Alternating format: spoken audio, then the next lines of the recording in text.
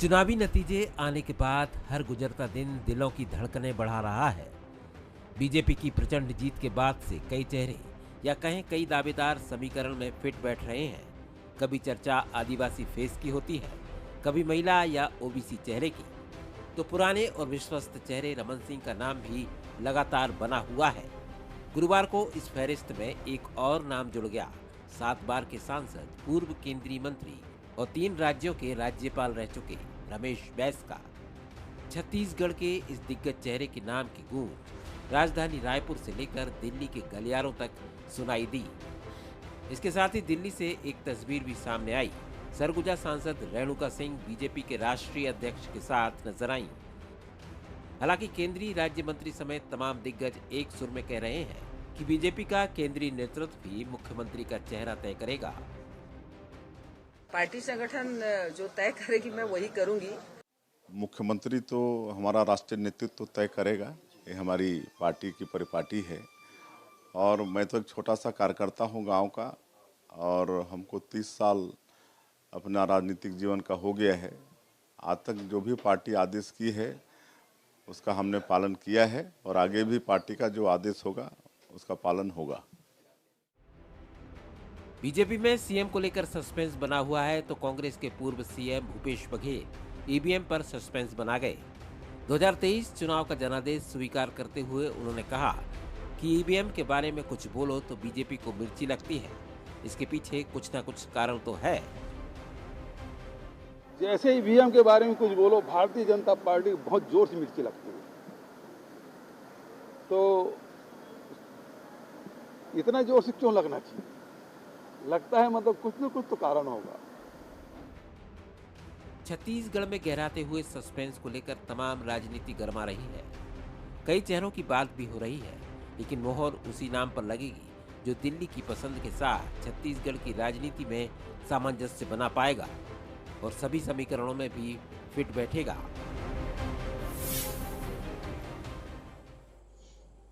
छत्तीसगढ़ में मुख्यमंत्री पद का सस्पेंस कब खत्म होगा, यह एक यक्ष प्रश्न बना हुआ है। जीत के बाद प्रदेश की जनता ही नहीं, भाजपा नेता भी आलाकमान की तरफ टकटकी लगाए बैठे हैं, लेकिन मुख्यमंत्री के चेहरे अब तक सामने नहीं आ पाए हैं, या यूं कह लीजिए मुख्यमंत्री का चेहरा अब तक सामने नहीं आया है।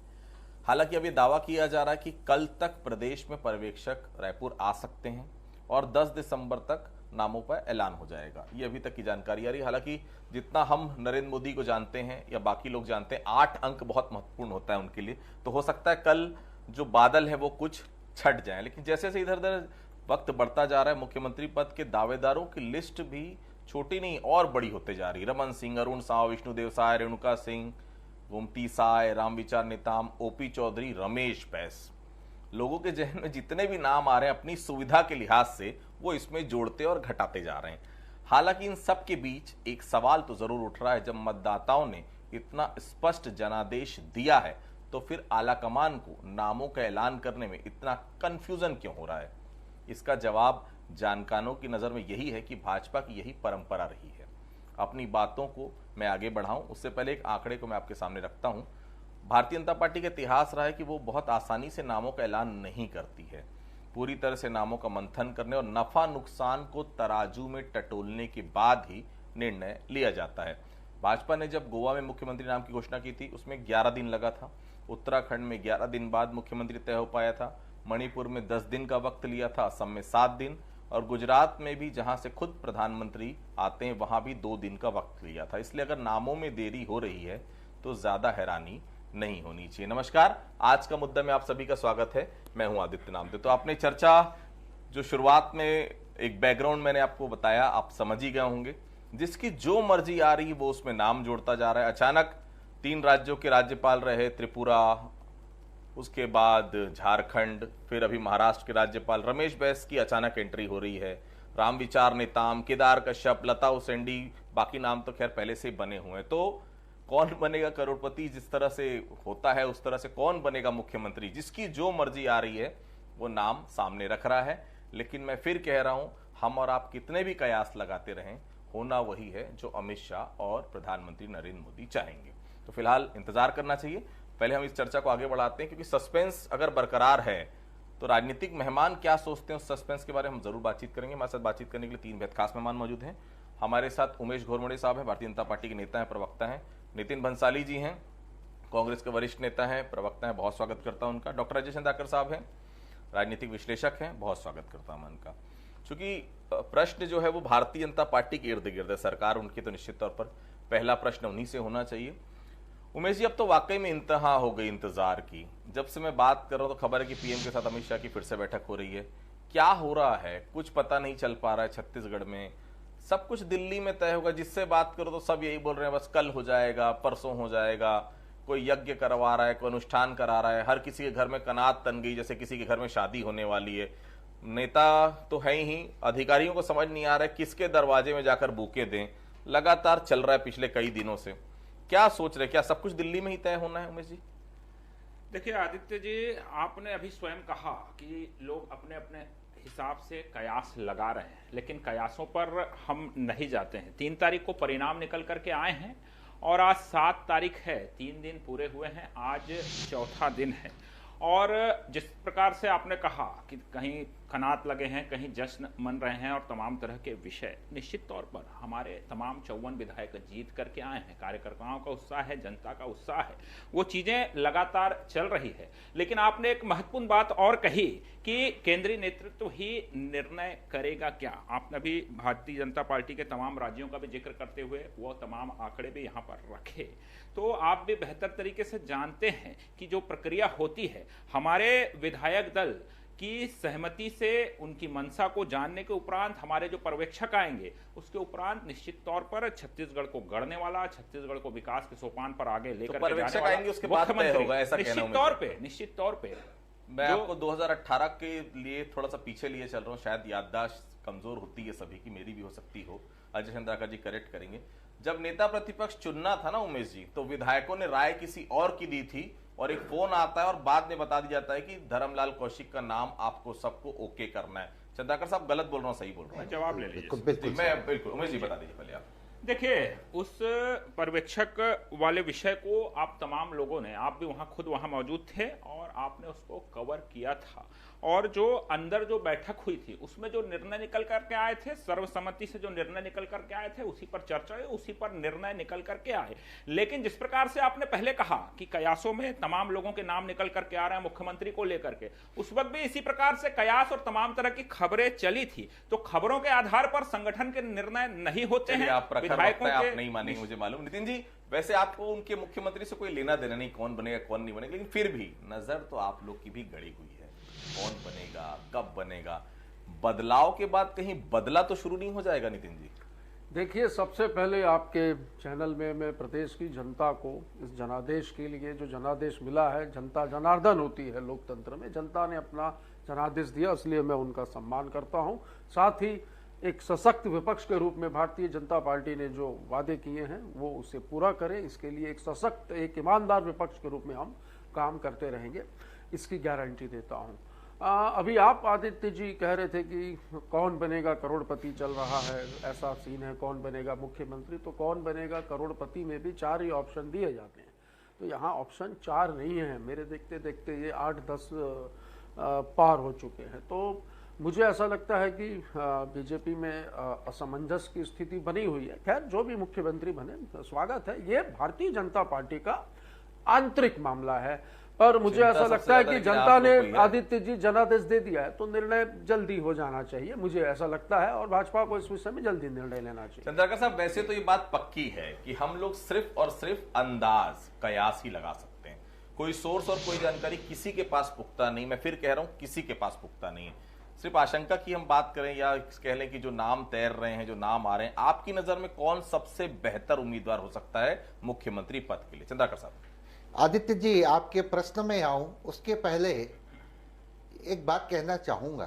बीजेपी हाईकमान आने वाले समय 15 साल के लिए लीडरशिप देना चाहती है, और उसमें यहाँ पर बीजेपी चाहे तीनों राज्यों में किसी एक व्यक्ति के चेहरे पर चुनाव में नहीं गई, वो मोदी जी के गारंटी के ऊपर है और ह्यूज मेजॉरिटी मिली।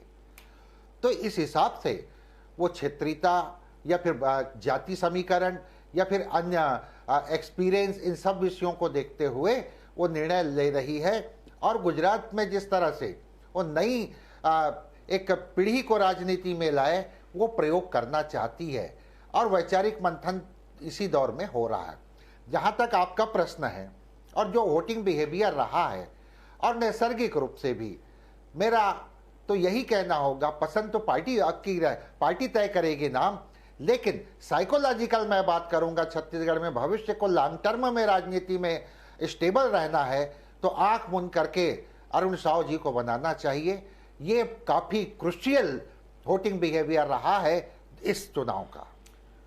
उमेश जी, रेणुका सिंह जी ने आज जेपी नड्डा साहब से मुलाकात कर ली, कल अरुण साव जी और गोमती साय जी ने प्रधानमंत्री नरेंद्र मोदी जी से मुलाकात कर ली। क्या हो रहा है? ये मुलाकात में सिर्फ दुआ सलाम हो रहा है या फिर पैरवी भी हो रही है? अपने अपने नामों को सब आगे बढ़ाने की कोशिश कर रहे हैं। उमेश जी, देखिए आदित्य जी, भारतीय जनता पार्टी के सभी नेता हैं, केंद्रीय मंत्री हैं, सांसद हैं, और कोई आज पहली बार मिल रहे हैं ऐसा विषय नहीं है। लगातार केंद्रीय नेताओं से हमारे तमाम नेता मिलते रहते हैं और अभी तो सदन का सत्र भी चल रहा है, तो इसमें कहीं कोई आश्चर्य नहीं होना चाहिए। और छत्तीसगढ़ की जनता ने जनादेश दिया, आशीर्वाद दिया है, और हमारे तमाम नेता, तमाम कार्यकर्ताओं की मेहनत के बूते जनता का आशीर्वाद हमको मिला है। तो निश्चित तौर पर केंद्रीय नेताओं से, हमारे बड़े नेताओं से रायशुमारी करने, आशीर्वाद लेने हमारे तमाम नेता जा रहे हैं, और जो जीत मिली है उसको लेकर के तमाम विषयों पर भी निश्चित तौर पे मंथन भी हो रहा है, चिंतन भी हो रहा है, चर्चाएं भी हो रही है, और उसको और बेहतर कैसे लोकसभा में 11 की 11 सीटें हम जीतें, इस पर भी निश्चित तौर पे चर्चाएं हो रही है। तो आने वाले समय के अंदर में लोकसभा को लेकर के भी तमाम तैयारियां प्रारंभ होगी। और जिस प्रकार से नितिन जी ने यहां पर अभी कौन बनेगा करोड़पति का उदाहरण दिया था, छत्तीसगढ़ की जनता ने देखा है कि कौन बनेगा करोड़पति किस प्रकार से 2018 में खेला गया, और इसीलिए कांग्रेस के 4 नेताओं को राहुल गांधी, सोनिया गांधी जी ने यहां पर बुलाया था। उन 4 नेताओं के नाम लेने की आवश्यकता नहीं है। और कौन बनेगा करोड़पति में एक ऑप्शन भी होता है 50-50 का। तो मुझको लगता है कि जिस प्रकार से 2.5 साल का फार्मूला इन्होंने चलाया था और 5 वर्षों तक छत्तीसगढ़ की जनता को दिग्भ्रमित किया, तो वो 50-50 का फार्मूला भी जनता ने देखा। किस प्रकार से उप मुख्यमंत्री बनाया गया, तो वो फ्लिप का ऑप्शन भी लेना चाह रहे थे शायद कुछ लोग। इसलिए अमरजीत भगत जी का बयान भी इनको सुन लेना चाहिए कि कौन कौन कहां लगा था और कौन कौन किसकी अपनी अपनी चला रहा था, जिसके चलते जनता ने इनको फ्लिप करने का काम कर दिया। तो चिंतन, आत्ममंथन का विषय कांग्रेस के लिए है, और बहुत जल्द ही छत्तीसगढ़ को एक नया नेतृत्व, एक नया ऊर्जावान मुख्यमंत्री छत्तीसगढ़ को आगे बढ़ाने वाला, और हमने जो कमिटमेंट किया है उन वादों पर खरा उतरने की ओर छत्तीसगढ़ को आगे ले जाने वाला मुख्यमंत्री भाजपा का मिल जाएगा।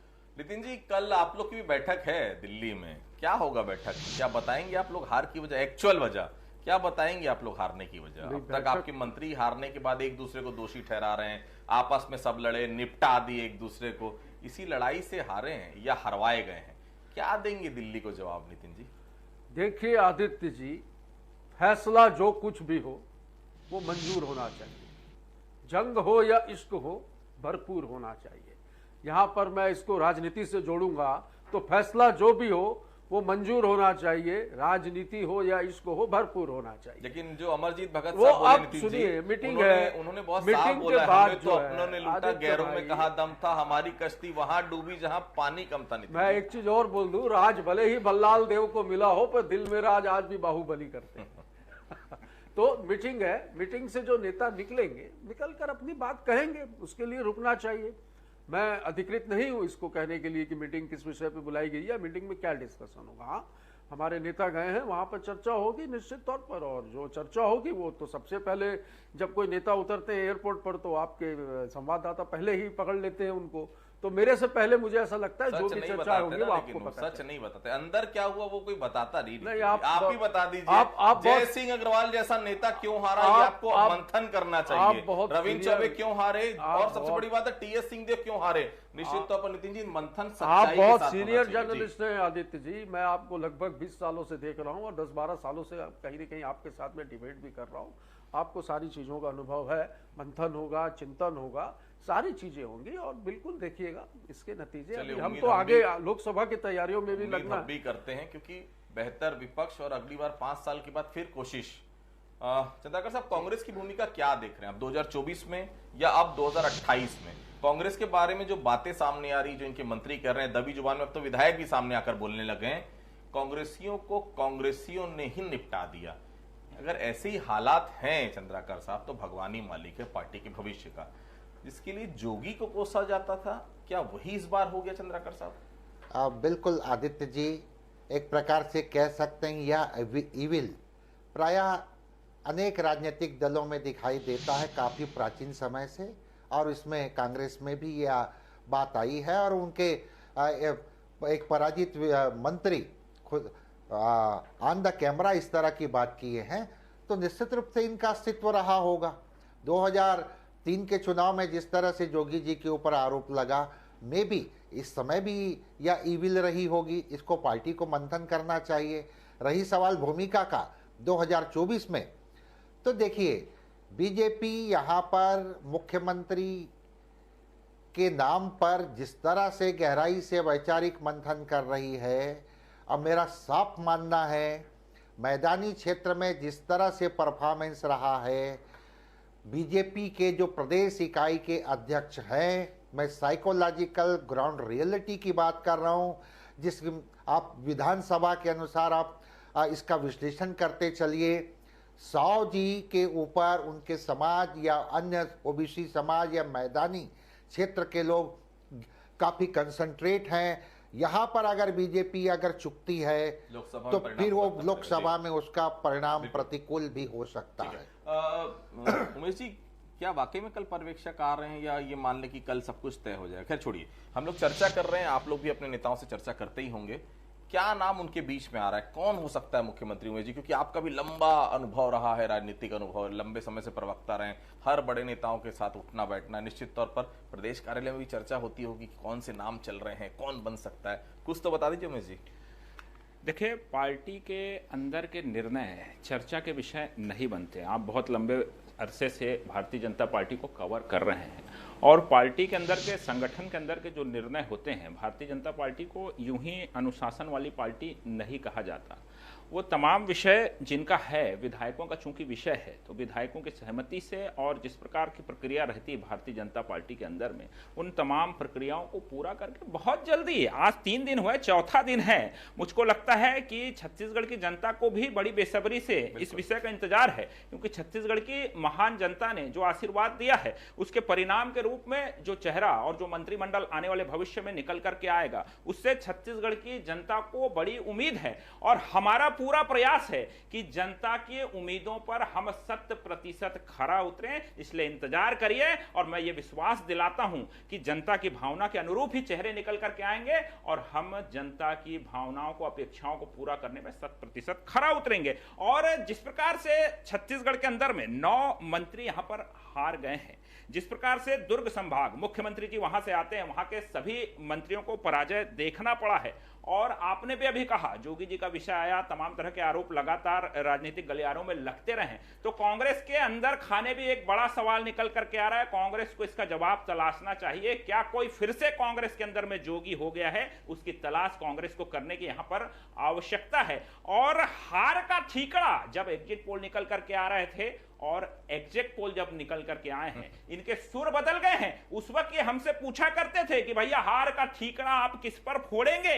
आज कांग्रेस को बताना चाहिए कि ये हार का ठीकरा किस पर फोड़ेंगे। राहुल गांधी जी को ये हार का जिम्मेदार मानते हैं, प्रियंका वाड्रा जी को मानते हैं। मध्य प्रदेश में ईवीएम के ऊपर फोड़ दिया गया। बता नितिन जी, देखिए अभी मैं सुन ही रहा था, माननीय मुख्यमंत्री जी को सुन रहा था। बीते दिनों में इनके संचार विभाग से एक बयान भी निकल करके आया था। इनको यह भी जवाब देना चाहिए। 18 के अंदर में उसी ईवीएम मशीन से चुनाव हुए थे, आज ये हार रहे हैं तो ईवीएम के ऊपर में ठीकरा फोड़ रहे हैं। कर्नाटक के अंदर में जीतते हैं तब उस पर कुछ नहीं बोलते। तो जनता देख रही है कि कैसे बदले बदले से ये कांग्रेस के नेता नजर आते हैं, बदले जब बदले जीत नजर आते हैं तो वाह वही लूट जाते हैं, और हार जाते हैं तो बेचारी ईवीएम पर दाग लगा जाते हैं। इसका भी जवाब कांग्रेस को देना होगा। नितिन जी, क्या पार्टी इस बदलाव के बाद संगठन स्तर पर बदलाव करेगी? दीपक बैज को क्या पार्टी हटाएगी? क्योंकि मध्य प्रदेश में हार के बाद कमलनाथ ने इस्तीफा सौंप दिया है। छत्तीसगढ़ में क्या होगा? पार्टी में उथल पुथल अभी मचेगी? कैसे संभालिएगा? कुछ लोग बोल रहे थे भूपेश बघेल फिर से पुरानी भूमिका में आएंगे। क्या चल क्या रहा है पार्टी में, कुछ तो बताइए जी। आदित्य जी, चुनाव हारे हैं, हौसला नहीं। As the student of politics मैंने इस चुनाव में बहुत कुछ सीखा और समझा है, मुझे ऐसा लगता है। क्योंकि आदमी को हमेशा, व्यक्ति को सीखते रहना चाहिए। तो मैं एक स्टूडेंट, राजनीति के एक स्टूडेंट की हैसियत से कहूं तो मैंने बहुत कुछ देखा और सीखा है। और रहा सवाल आपने जो मुझसे किया कि इसमें अब आगे क्या होगा, कैसे होगा, तो इस विषय पे देखिए, लोकतांत्रिक पार्टी है कांग्रेस, इस विषय पर चर्चा होगी, बैठकर बात होगी, मंथन होगा, चिंतन होगा, कहाँ चूक हो गई इस विषय पे भी ध्यान दिया जाएगा कि इतना काम करने के बाद भी, इतना सब कुछ किसानों को, मजदूरों का, सबका, इस प्रदेश की जनता का ख्याल रखने के बाद भी ऐसे नतीजे क्यों आए, इस पर निश्चित तौर पर चिंतन होना चाहिए, मंथन होना चाहिए। और इसमें जो चीजें निकल कर आए उस पर डेफिनेटली आप लोगों को देखिएगा इसमें बदलाव। जी, आप बहुत प्रखर वक्ता हैं और मैं समझता हूं बहुत राजनीतिक अनुभव है, बहुत सूझबूझ है आपकी। निश्चित तौर पर इतनी करारी हार हम किसी ने नहीं सोची थी। अजय चंद्राकर साहब भी बैठे, अप्रत्याशित नतीजे हैं, लेकिन प्रत्याशित था कुछ। मैं जरूर बता, बिलासपुर संभाग के एक मंत्री, मैं नाम नहीं लूंगा, लेना भी नहीं चाहिए जब बात आपस में हो, तो उनका साफ तौर पर कहना है कि कुछ मंत्रियों को हराने के लिए ऐसा दांव किया गया कि हम हार गए, और उनको उनकी जानकारी थी नितिन जी कि कुछ मंत्रियों को हरवाया जा रहा है। अभी हरवा कौन रहा है? देखिए, अप्रत्याशित है। इस विषय पर यदि हम मंत्री, कहें कि ये मैं उनका बहुत सम्मान करता हूं, बहुत ऐसी चीजें तो बीजेपी में भी बहुत पुराने विधायक हैं वो, और बहुत ताबड़तोड़, जिस प्रकार से ब्रिजमोहन जी जाने जाते हैं भारतीय जनता पार्टी में, उसी प्रकार की इमेज कांग्रेस में है उनकी। जी, जब सत्ता परिवर्तन होता है, कोई पार्टी हारती है, कोई पार्टी जीतती, तो इस तरीके के आरोप लगना बिल्कुल सामान्य है। मंत्री जी बोले, मैं नहीं लगा रहा हूं, मैं बिल्कुल नहीं लगा रहा हूं। देश के सारे प्रदेशों का परिदृश्य उठा लीजिए, सारे प्रदेशों हारना नितिन जी गले से नीचे नहीं उतर रहा है, गले से नीचे। जयसिंह अग्रवाल का हारना बिल्कुल नहीं उतर रहा है भाई साहब। रविंद्र चौबे का हारना, अमरजीत भगत का हारना, मोहन मरकाम का हारना, ये तय था। मैं उस इलाके में होकर मुझे मालूम है कितनी ज्यादा विरोध था उनके लिए। चिंतन मनन किया जाएगा कि भाई मंत्री क्यों हारे अपने क्षेत्र में, है